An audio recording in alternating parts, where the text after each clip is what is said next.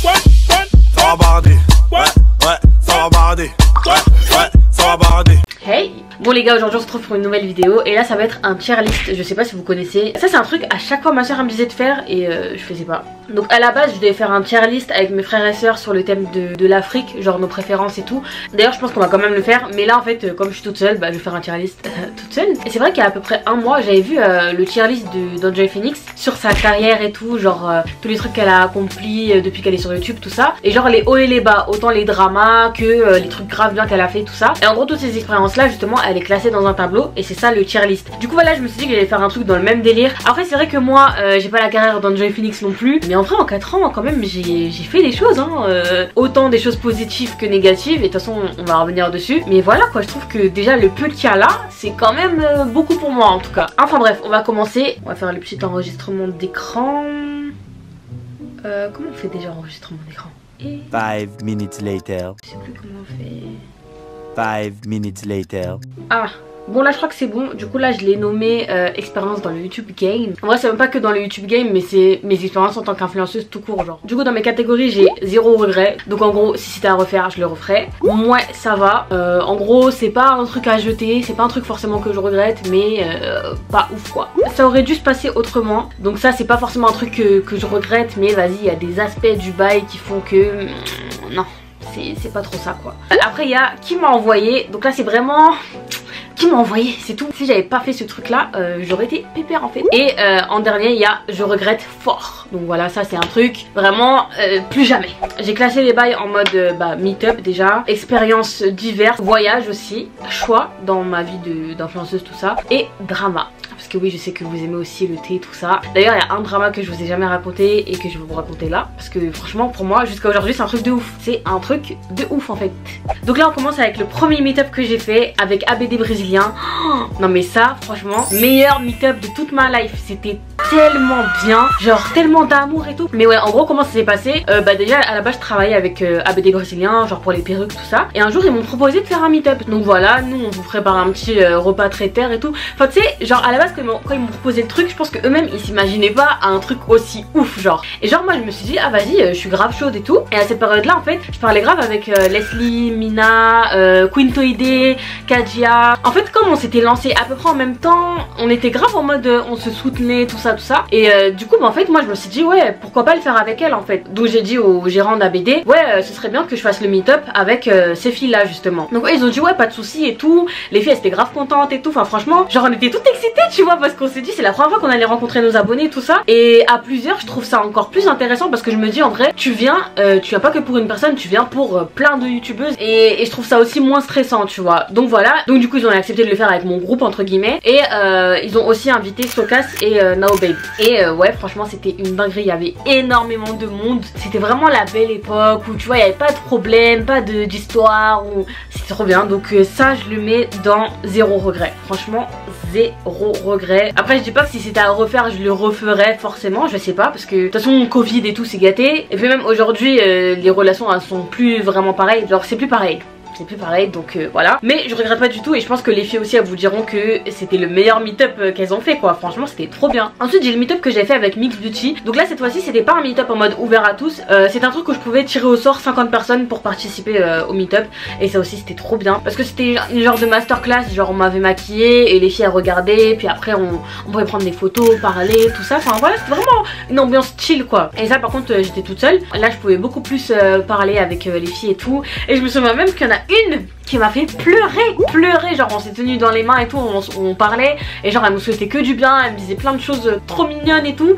Et ouais j'ai pleuré tellement qu'elle m'a touchée genre, enfin franchement ce meet-up était vraiment touchant donc ouais j'ai vraiment kiffé. Et ça pareil 0 regret, je le mets dans la case 0 regret. Genre vraiment vous rencontrer pour moi ça fait partie des choses que je kiffe le plus. Ensuite j'avais fait un 3ème meet-up à Marseille, mais ça par contre c'était un peu plus galère parce que je l'avais annulé vu qu'il y avait eu des soucis et tout. Et après j'ai redit que le meet-up il était bon. Enfin bref il y avait un peu de galère mais finalement il y avait quand même du monde. Après je trouve que c'était un peu dans une zone paumée de Marseille, donc la plupart des filles elles me disaient ouais dommage que ce soit pas dans Marseille Nord je crois. Bref il y a des zones et du coup c'était bien, mais comparé aux 2 autres meet-up c'était pas pareil genre. Ça par contre je le mettrais dans ouais ça va.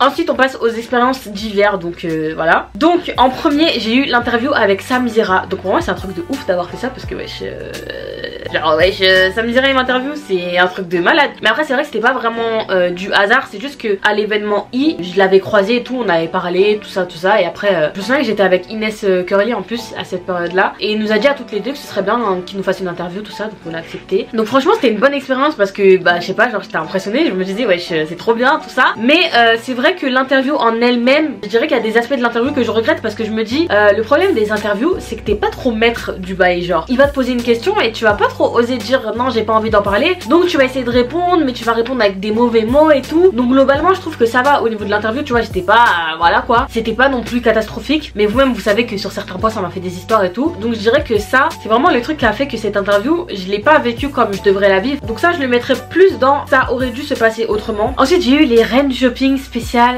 influenceuses. Déjà en fait à la base c'est eux qui sont venus vers moi, donc en soi c'est pas un truc que je voulais faire de ouf et tout. Limite ça aussi c'est un peu un truc en mode j'ai pas su dire non genre, mais je me disais vas-y ça peut être cool, pourquoi pas, en plus passer à la télé, on va pas se mentir, tu vois ça a un prestige un peu, tu te dis ouais je passe à la télé, alors qu'en vrai c'est pas un truc de ouf non plus, mais voilà. Mais globalement on va dire que franchement j'ai pas trop kiffé l'expérience, je trouvais que c'était un peu trop pas scénarisé, mais vas-y de toute façon je vous avais déjà expliqué les reines shopping comment ça se passait, l'image que je renvoyais bon ça allait mais c'était pas non plus la folie, mais bref voilà. Après j'en retiens quand même du positif, c'est les rencontres que j'ai fait, mais sinon sans plus. En vrai ça c'est plus une expérience tu vois, mais après d'un côté je me dis que d'avoir vécu l'expérience ça m'a permis de savoir si j'aimais ou pas le monde de la télé. Après ça veut rien dire parce qu'en vrai dans le monde de la télé t'as plusieurs expériences, mais voilà, je me dis qu'au moins j'ai tenté, je sais ce que ça fait et voilà quoi. Mais je sais que je le referai pas parce qu'on m'a déjà proposé de refaire et j'ai pas accepté tout simplement. En plus ils avaient rediffusé le truc influenceuse là il y a même pas quelques mois, j'étais dégoûtée, on m'envoyait des messages en mode oh tu repasses, j'étais en mode putain non laissez-moi tranquille. Donc ça je sais pas dans quelle catégorie je le mettrais, soit dans moins ça va parce que c'était pas non plus la pire expérience de ma vie, en vrai ça va, ou soit dans qui m'a envoyé, dans le sens où personne t'a envoyé, genre t'aurais pu dire non tu vois. Donc vas-y en fait je pense que ouais je vais le mettre dans qui m'a envoyé. Alors ensuite dans les divers et tout, il y a eu Miss Comore. En vrai ça je pourrais ne pas le mettre dans le truc monde de l'influence et tout, mais si, parce que justement le fait d'être connue ça a impacté un peu ma participation à Miss Comore tu vois. Parce qu'il faut savoir que moi en fait à la base déjà les concours de Miss j'ai toujours kiffé, j'ai toujours trouvé ça joli, tu mets ta petite robe et tout nanana. Donc quand il y avait Miss Comore genre moi j'étais grave en mode oh trop bien et tout, j'aimerais trop participer tout ça. Et je me souviens même qu'en 2016 ou 2015 j'étais partie à Miss Comore à Lyon pour vous montrer à quel point genre j'avais un intérêt pour ce truc avant même d'être connue, parce qu'il faut savoir que moi j'étais sur YouTube en novembre 2016 et Miss Comore je crois que c'était en mai 2016, un bail comme ça. Donc du coup quand j'étais partie ça m'avait encore plus donné envie, parce qu'en plus Miss Comore t'es pas obligé de faire 1m70 ou 80 pour participer, il y a pas de truc en maillot de bain, enfin tu vois ça correspondait grave à mon éthique, et en même temps bah ça me faisait plaisir de pouvoir représenter mon pays, parce que vous-même vous savez j'ai toujours été fière des Comores et tout, et puis on va pas se mentir je me disais que j'avais quand même mes chances de gagner ou d'être dans le podium tu vois. Et en fait le problème c'est que les inscriptions elles ont grave mis du temps, enfin la Miss du coup en question Nejma, son mandat il avait doublé je crois, parce qu'en plus elle avait été élue Miss Afrique, donc du coup elle était restée Miss encore, mais je sais pas si c'était à cause de ça qu'elle était restée Miss ou si parce qu'ils avaient la flemme de refaire une élection, mais bref voilà. En tout cas moi depuis 2016 avant même d'être sur les réseaux je voulais faire Miss Comore, et donc quand les inscriptions elles ont réouvert bah vas-y je me suis inscrite, mais je commençais déjà à être un peu connue sur les réseaux, enfin après j'étais pas connue de ouf non plus hein. C'était quoi je me suis inscrite en 2017 je crois, 2017 c'est vraiment le début de ma chaîne hein. Et Miss Comore du coup c'était l'année d'après en mars 2018, donc moi entre temps forcément j'ai gagné en abonnés etc, et forcément même moi je stressais parce que je me disais putain genre là maintenant que je suis connue les gens ils vont se dire je fais Miss Comore juste parce que je suis connue tout ça nanana, mais d'un côté je voulais pas casser mon truc de tu vas pas faire Miss Comore juste parce que bah t'es connue tu vois. En soi moi je me disais que même sans être connue, sans être Onéchai, pour moi j'avais mes chances d'être Miss Comore, dans le sens où vas-y je m'exprime bien, ma silhouette ça allait on va dire, mon visage aussi, j'aimais ma culture, je connaissais ma culture, je savais parler comorien, enfin tu vois j'étais pas en mode ouais je vais faire Miss Comore parce que ça y est je suis connue, c'est bon je vais gagner. Et donc bref ça m'a mis plein de bâtons dans les roues quand j'ai participé, on m'a grave critiqué, grave dit ouais non mais elle pour qui elle se prend, elle est connue pourquoi elle veut faire ça nanana. Bref du coup c'était pas vraiment une bonne expérience parce que du coup bah j'avais perdu ma légitimité de participer, et puis même je me disais disais que si je gagnais, les gens ils allaient dire que c'était parce que j'étais connue, tu vois. Mais du coup je l'ai quand même fait, voilà, j'ai fini première dauphine. Et en plus il y a eu tellement d'histoires après les Miss, oh my god, entre les filles. Il y en a avec qui je sympathisais de ouf et tout, et qui juste après l'élection ont commencé à grave me critiquer, grave me cracher dessus et tout. Enfin bref, franchement c'était pas une si bonne expérience que ça, hein. Genre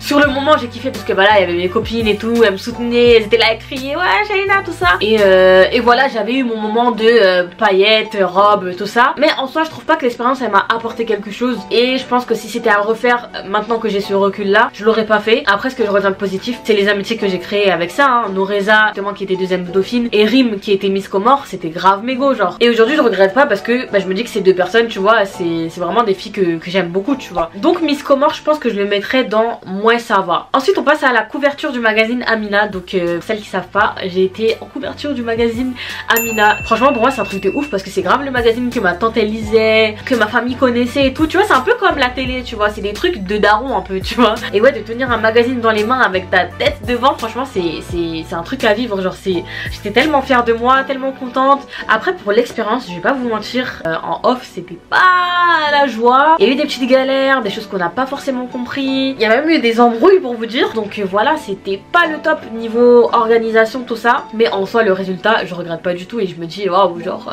c'est un truc de ouf quoi. Donc ça je regrette pas et je suis fière, mais je le mettrais dans ça aurait dû se passer autrement, dans le sens où comme je vous dis en interne c'était pas la folie quoi. Je vais pas m'attarder dessus parce que en vrai de vrai je suis pas celle qui a plus de matière à dire sur le sujet, donc si les personnes vraiment concernées elles veulent en parler, elles en parleront.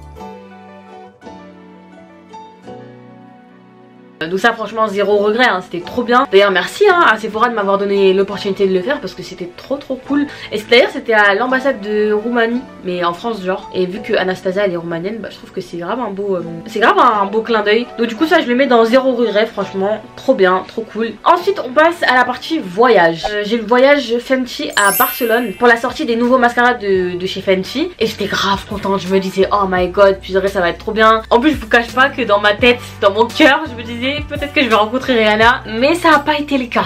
Donc ça je vais pas vous mentir, ce voyage en soi je l'ai pas trouvé si ouf que ça. Et le fait que ça a duré qu'une journée, genre on s'est déplacé en avion et tout pour une journée, je trouvais ça quand même bof, tu vois. Enfin en plus je vais pas vous mentir, c'était la première fois que je voyageais Ah je me rends compte que j'ai oublié le voyage avec Calvi. En plus je vais pas vous mentir, c'était la première fois que je voyageais genre avec des grosses youtubeuses on va dire. Et eux ils se connaissent tous entre eux, tout ça. Donc voilà, j'étais un petit peu j'étais pas très à l'aise on va dire, tu vois.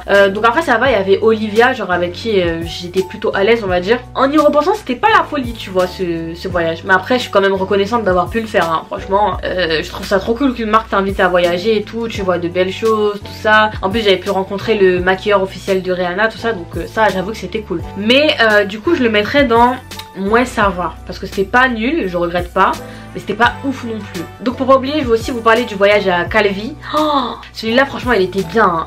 Et là par contre j'avais fait des rencontres de ouf, genre Lala, Océane. Même si c'était un peu compliqué parce que nous on faisait l'édito. D'ailleurs Eddie, ça aussi je l'ai pas mis, ouais, c'était une expérience de ouf. Attendez, comment j'ai pu oublier? J'ai fait la couverture de PLT en fait les gars. Mais ouais, le voyage à Calvi avec PLT en Corse, franchement il était trop bien. C'est vrai qu'on a un peu souffert parce qu'on faisait l'édito du coup comme je vous ai dit pour être sur le site de PLT. Donc c'était un peu moins les vacances pour nous on va dire, tu vois. Mais ouais franchement je regrette pas du tout. Enfin ouais, j'étais sur le site de PLT les gars. Est-ce que vous vous rendez compte? J'aurais jamais pensé faire ça un jour genre. C'est un truc de malade. Genre même des fois quand je vais sur le site et que je fais mon shopping genre normal, je vois quelques photos à moi en mode waouh. Donc ça c'est clair que je le mets dans zéro regret. C'était franchement une expérience de ouf. Et là par contre j'étais moins mal à l'aise. Je trouvais que ça allait, on se mélangeait quand même pas mal. Après c'est vrai que le fait d'avoir un groupe édito et un groupe juste qui fait le voyage presse, c'est vrai que ça nous séparait quand même un peu, on va pas se mentir. Mais voilà, je regrette pas quand même, franchement c'était trop bien. Ensuite j'ai eu mon voyage en Thaïlande avec mon agence, ma première agence Impact Agency. Même si là je suis plus là-bas, mais quand même c'était une bonne expérience. En plus partir avec ton agence, tu vois c'est des gens que tu connais, genre Genre j'étais avec Leslie, Anaïs, Marie, Victoria, enfin franchement c'était des good vibes. On était partis avec Just Fab et ouais franchement ça j'ai pas du tout de regrets, c'était super. Donc franchement merci à Chloé pour ça parce que je crois que c'était mon premier voyage presse hein. Genre je sais plus si c'était celui-là ou si c'était Pixie. Mais ouais ça fait partie de mes premiers voyages et en plus la Thaïlande c'est une destination de ouf donc franchement trop bien. Donc ça je le mets dans zéro regret. Ensuite il y a eu le voyage avec Pixie, donc ça c'était quand j'étais partie à Londres. Mais ouais ce voyage il était pas mal, en plus à Londres ça dépayse de ouf. C'était trop bien de découvrir la marque Pixie et tout parce que je trouve que c'est une belle marque et tout. Donc ouais ça franchement j'ai pas forcément de regrets, pas du tout même, donc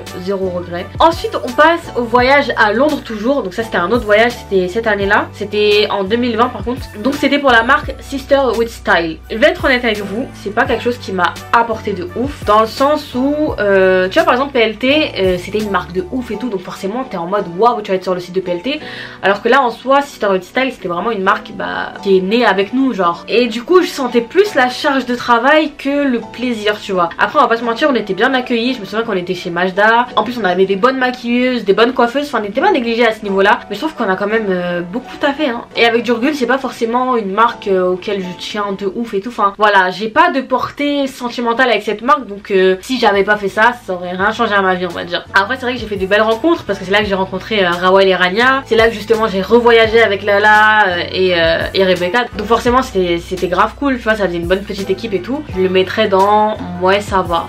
Ensuite là on passe un peu au choix que j'ai fait durant ma carrière on va dire. Là il y a le groupe Beauty Gone. En gros c'était un groupe qu'on avait fait sur WhatsApp il y a 2 ans je crois, avec plusieurs youtubeuses et tout, et franchement ça se passait bien tout ça, et ça fait que c'était grave cool parce que en fait quand tu voulais te poser des questions sur le monde de l'influence tu pouvais directement parler avec les filles tu vois, et on se comprenait plus facilement et tout, donc franchement je trouve que c'était cool tu vois. Mais le groupe il a fini par s'essouffler, mais finalement quand il y a trop de personnes dans un groupe c'est pas un truc qui peut durer, genre je sais pas si vous voyez ce que je veux dire. Donc le groupe Beauty Gone je le mettrais dans moi ça va, parce que j'ai pas forcément de regrets, mais c'est pas non plus le meilleur truc de ma vie d'avoir été dans ce groupe quoi. Et puis même ça m'a même un peu desservi dans le sens où ça me cataloguait en mode celle qui se mélange grave et tout, et du coup forcément quand tu mets le terme mélanger les gens ils se disent que t'es hypocrite, alors que non genre non. Ensuite dans les choix il y a le fait d'exposer ma famille sur les réseaux sociaux. Franchement je sais qu'il y a beaucoup de youtubeurs influenceurs qui feraient jamais ça de leur vie, qui trouvent ça trop dangereux, qui trouvent ça malsain etc etc. Mais moi franchement j'ai pas forcément eu de mauvaises expériences avec ça, et je trouve pas que ça m'a mise dans la merde ou quoi.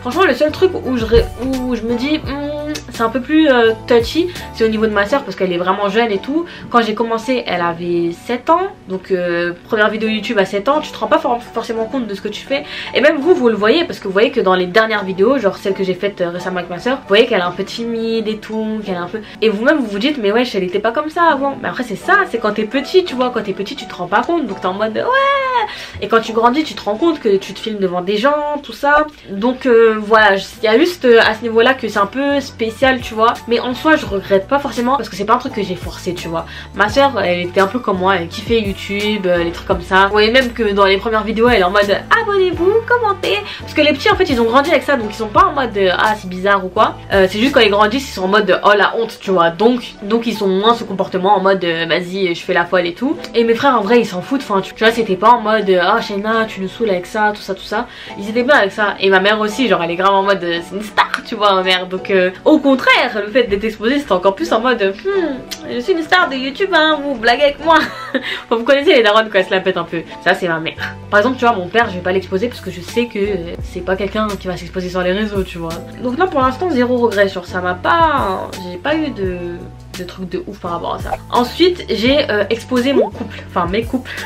Parce que pour ceux qui me suivent depuis longtemps, vous savez que j'ai exposé une ancienne relation aussi. Donc pour l'ancienne relation, en vrai de vrai, je regrette pas forcément de ouf hein. Enfin, en vrai je sais pas pourquoi chez les youtubeurs il y a trop ces trucs de ah ouais non elle s'est affichée avec 1, 2, 3 gars donc ouais c'est bizarre. Mais en vrai dans la vie de tous les jours on va pas se mentir, la plupart des gens je sais pas, genre t'as 18 ans t'as un gars, t'as 22 ans t'en as peut-être un autre, enfin c'est la vie tu vois, et c'est la vie de te mettre en couple, de casser. Après forcément dans l'idéal c'est mieux d'avoir une personne avec qui voilà tout se passe bien du début à la fin, mais la vie c'est pas comme ça en fait. Moi je regrette pas forcément en mode oh non je me suis exposée, maintenant les gens ils voient que j'ai un autre gars, donc je vous jure que là même là je suis mariée, si demain c'est fini, genre je vais pas être en mode oh putain je me suis exposée tout ça, en plus mariée tout ça, eh c'est la vie, genre c'est grave la vie en fait. Les réseaux sociaux c'est un peu comme un journal intime tu vois, donc forcément sur le moment tu vis un truc dont tu le filmes et voilà, et peut-être que 2 ans après bah, la relation sera plus pareille, mais c'est la vie tout simplement tu vois, c'est un peu comme les amitiés et tout. Donc non, franchement je regrette pas de ouf d'avoir exposé mes 2 relations. Après c'est vrai que c'est relou parce que là bon maintenant je suis mariée et tout, donc c'est pas en mode couple et tout. Quand t'es mariée il y a la belle famille tu vois, donc relou si je vois ma belle-mère qui tombe sur une photo de moi et mon ex tu vois, c'est super, mais ça va. Alors ensuite on passe à la catégorie drama. On va commencer avec le Don't Rush Challenge. Donc ça franchement je crois que c'est mon plus gros drama. Genre là j'en rigole mais croyez-moi que l'année dernière j'en pleurais limite parce que c'était relou, genre vraiment relou. Donc pour celles qui n'avaient pas suivi, bah, pendant le confinement il y avait ce challenge de tu te maquilles, tu jettes le pinceau, tu le donnes à quelqu'un d'autre. Et les gens ils faisaient ça entre potes, ou ils faisaient ça entre ethnies, tout ça, voilà, bref. Et donc moi je me suis dit ah ouais pourquoi pas le faire avec des youtubeuses, mais parce que je suis pas non plus amie avec tout le monde, mais j'en connais pas mal et je pense que ça pourrait faire un bon truc tu vois. Et je m'étais pas dit en mode je vais faire un black YouTube ou quoi, je me suis dit vraiment je vais faire le YouTube le plus neutre possible, genre en mode vraiment une youtubeuse que je connais, vas-y si elle le fait c'est trop bien tu vois. Et donc malgré ce que les gens pouvaient croire, j'ai pas envoyé des messages aux gens, du coup je me suis pas pris de bâche parce que justement c'est ce que je voulais pas. J'envoie un message aux gens, ils me mettent un bâche et après je suis en mode ouais je sais pourquoi je vais pas faire, alors que wesh à la base c'est un truc chill tu vois, c'est pas it's not a big deal comme on dit, c'est pas un truc de ouf tu vois. Donc j'avais fait une story à mes proches, mais en gros j'ai mis toutes les youtubeuses que je suivais dedans. Après c'est vrai que j'ai pu en oublier certaines, je suis désolée d'ailleurs si certaines se sont dit mais ouais je suis même pas appelée. Et du coup j'ai dit ouais les filles ce serait grave bien qu'on fasse un Don't Rush édition youtubeuse tout ça nan. Et j'étais trop contente de mon truc, j'étais grave en mode ça va faire plaisir aux gens de voir un peu tout le monde et tout ça. Donc j'ai dit ouais celles qui sont intéressées envoyez-moi un message. Comme ça tu vois c'est vraiment si tu veux tu le fais, si tu veux pas tu le fais pas tu vois. Et donc je voyais bah, les gens qui avaient vu la story, donc j'en déduisais bah, des personnes qui voulaient ou pas le faire. Et bien sûr si tu veux pas le faire en vrai tant pis tu vois, même si on va pas se mentir à ce moment là je me disais c'est dommage que des personnes ne veulent pas le faire alors qu'en vrai on est en confinement, la plupart des gens ils ont rien à faire chez eux. Le challenge c'est un challenge maquillage, donc en soi même si tu vas filmer une petite vidéo, bah avant de filmer ta vidéo tu fais ça avec le pinceau bim tac, mais après c'est pas forcé tu vois. Donc voilà, il y en a qui ont accepté, il y en a qui ont pas pu, et il y en a qui voulaient pas tout simplement. Donc du coup bah moi je fais avec les personnes qui ont accepté et on avait quand même assez tu vois, genre on était pas mal de youtubeuses. Et là au moment de publier, moi-même je me suis dit bon Shaina tu sais qu'il n'y a pas tout le monde, donc précise tu vois, précise que ouais y a pas tout le monde, donc commencez pas à demander le prénom des gens. En gros direct j'ai anticipé et puis là je publie la vidéo. Oh là là, franchement je m'y attendais un minimum tu vois, mais pas à ce point. Et là je reçois que des mais il manque tel, non mais c'est quoi ça, non mais il y a des embrouilles entre elle et elle, ah mais elle a pas invité elle a pas fait. Alors que wesh, donc moi j'avais mal à la tête. En plus du coup il y a des gens qui commençaient à m'insulter en mode ouais Shaina tu vois comment t'es, tout ça, tu proposes même pas à telle personne de faire tout ça nanana. Et justement quand Yanissa elle a fait le sein, et là qui m'a envoyé des messages en mode ouais tu vois t'as pas voulu la mettre dedans, donc voilà maintenant elle le fait elle-même tout ça. Genre en mode, j'étais en mode mais les gens ils ont rien compris. À la base ça part d'une bonne intention et on est là on me casse la tête en mode je suis une sorcière et tout. Donc là j'ai fait un live pour expliquer justement que comment j'ai procédé pour inviter les filles et tout, pour que les gens ils comprennent que ouais j'ai supplié personne et j'ai proposé à un max de personnes. Et donc bref voilà, après il y a eu le live, il y a eu encore plus d'histoires et tout, enfin oh là là cette histoire c'est ça franchement ouais c'est le plus gros drama hein. Parce que franchement les gens ils se sont lâchés sur moi hein. Parce que eux-mêmes ils savaient genre ah c'est One Shy donc vas-y on va la casser tout ça nanana. Vu qu'ils savent que vas-y moi je vais pas trop répondre et tout, mais des fois carrément je me demande s'il faudrait pas répondre des fois aux gens. Des fois t'as envie à la base je suis pas si vulgaire que ça hein, mais des fois t'as envie de lâcher des va te faire foutre à la personne ou des nique ta... C'est pas possible d'être aussi haineux et d'être aussi... Oh. Mais bref, donc ça franchement je le mettrais dans qui m'a envoyé. Parce que je veux pas dire je regrette fort en mode ah pourquoi j'ai fait ça. En vrai je peux pas regretter un truc dans lequel je suis pas fautif tu vois, genre enfin j'ai rien fait de mal tu vois. Mais qui m'a envoyé dans le sens où si j'avais rien fait, ou si j'avais fait un Don't Rush avec mes vraies copines en mode hop personne m'aurait calculé, peut-être que voilà ça aurait pas été viral, mais au moins personne m'aurait fait chier, voilà. Ensuite en petit drama il y avait aussi celui avec Jonas, donc ça c'est le premier drama entre guillemets que j'avais où il y a des noms qui sortent, genre en gros il m'avait proposé de faire une vidéo avec lui et tout et moi j'ai accepté. Puis c'était à l'époque où vas-y genre moi je voyais pas trop le mal dans les trucs et tout, j'étais grave en mode chill tu vois. Donc on a fait notre vidéo, tout ça, voilà, les gens ils ont aimé, blablabla. Et c'est vrai qu'à cette période là j'étais en couple. Donc moi la personne avec qui j'étais, elle aime pas forcément le fait que je fasse des vidéos avec un gars et tout. Surtout que la vidéo, on va pas se mentir, des fois il y avait des questions un peu olé olé. Moi je comprenais mon ex par rapport à ça. Et donc du coup je m'étais un peu éloignée de lui en mode je suis désolée si je suis pas trop proche de toi et tout, mais mon ex il est pas trop pour tout ça, nanana. Et là je vois qu'il fait une vidéo sur YouTube en disant ouais Shaina c'est un peu une bitch parce que voilà, juste à cause de son mec elle me fait ça. Donc bref il m'a shade sur YouTube et voilà, j'étais un peu en mode waouh. Donc ouais, quand même ça c'est pas un truc que je referais si je savais comment la suite elle serait quoi. Ensuite on passe à un autre drama. Donc ça je crois que c'était mon tout premier et justement c'était avec une marque aussi, une marque de perruque. Et en vrai je me souviens plus exactement du drama en question, mais je crois qu'en fait la personne elle devait m'envoyer une perruque, je devais faire une photo avec la perruque et il me semble que j'avais pas fait assez de ventes. Donc ça franchement ça arrive dans le milieu, hein. Ça arrive que tu fasses un partenariat et que vas-y ton partenariat il marche pas, il y a pas beaucoup de clients et tout. Donc la personne elle revient vers toi en te demandant si tu pouvais lui faire un petit geste commercial, genre tu refais une story ou tu remets une image du truc ou voilà. Ou si t'en as rien à foutre en vrai bah tu fais rien parce que en vrai tu me payes pour faire un truc, je le fais, ça marche pas tant pis tu vois. Parce qu'en vrai quand t'es influenceur, les gens ils aiment trop croire que si tu parles d'un truc, tout le monde va acheter. Non, tout le monde va pas acheter, tout le monde va screener, tout le monde va se dire ah ok si demain j'ai envie de me coiffer ou si demain je vais acheter une perruque, je vais acheter là-bas tu vois. Moi c'est comme ça que je vois ça. Pour moi un influenceur il donne de la visibilité à une marque et il lui donne aussi une crédibilité parce qu'en vrai, je vais vous donner un exemple. Par exemple ton panier brunch, genre c'est des gens genre je reçois souvent leur brunch et tout et je sais que moi mes abonnés si demain ils se disent j'ai envie de faire un brunch, ils vont penser à ton panier brunch, ils vont pas penser à brunch du 7-8 ou brunch XXX ou je sais pas quoi, parce que justement comme moi j'en ai parlé, bah les gens ils estiment que c'est le truc auquel ils vont penser le jour où ils voudront consommer et c'est ça que les marques elles comprennent pas en fait et c'est trop relou. Et du coup la meuf elle m'a fait des histoires, elle m'a insulté tout ça, elle m'a menacé, oh là là. En plus à cette période là j'avais pas encore d'argent, j'étais toute seule, oh, j'étais tellement waouh, j'avais perdu mes repères genre vraiment. Donc là je le mettrais dans qui m'a envoyé parce que si j'avais pas accepté son partenariat pourri là au moins j'aurais été tranquille. Mais ouais ça aussi franchement il faut que les gens comprennent que les influenceurs ne sont pas des commerciaux. Genre le principal truc pour moi c'est la visibilité, c'est pas le nombre de personnes qui achètent parce que wesh les gens c'est pas des porte-monnaies ambulants hein, genre quand même tu vois. Enfin bref, on passe au dernier truc. Donc là j'aurais dû le mettre dans les premiers trucs au final. C'est les tournages que j'ai fait avec Rose Carpet. Franchement pour moi ça c'est un truc de ouf. Alors je regardais ça quand il y avait Enjoy Phoenix, Amy Makeup Pro et tout.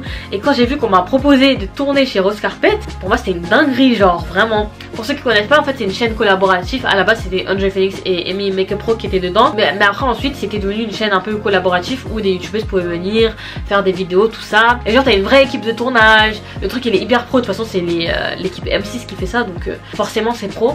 Et ouais pour moi c'était grave une bonne expérience, enfin c'était grave cool, zéro regret parce que pour moi c'est un accomplissement de ouf, même si ça peut paraître bête hein, mais Rose Carpet pour moi c'est wesh. Surtout quand tu sais que quand t'étais plus jeune tu kiffais et que là on te propose, c'est waouh quoi. Donc voilà franchement globalement j'ai aucun gros regret hein. Même là le truc de Jonas en fait j'ai mis dans je regrette fort mais au final ça me passe au dessus tu vois, c'est pas un truc qui fait que je dors mal la nuit quoi tu vois. J'aurais même pu le mettre dans qui m'a envoyé ou voilà quoi. Mais ouais voilà j'ai pas trop de regrets et je me rends compte que j'ai vécu beaucoup de choses genre. Même si bon par exemple à côté de ce que Enjoy Phoenix a vit c'est clair qu'il y a rien tu vois. Mais moi de mon petit chemin que j'ai fait, genre quand je pense au jour où j'ai pensé à faire ma chaîne YouTube et quand je pense à tout ce que j'ai fait là, je me dis c'est une dinguerie. Et même si j'ai eu plusieurs histoires, des problèmes et tout, ça arrive en vrai hein, c'est comme ça partout tu vois. C'est juste que là on est exposé donc forcément c'est plus facile d'avoir accès à nos problèmes ou nos histoires. Mais en soi dans la vie de tous les jours c'est comme ça tu vois. Genre même mon mari il travaille en bureau et lui-même des fois tu vois il y a des gens qui supportent pas,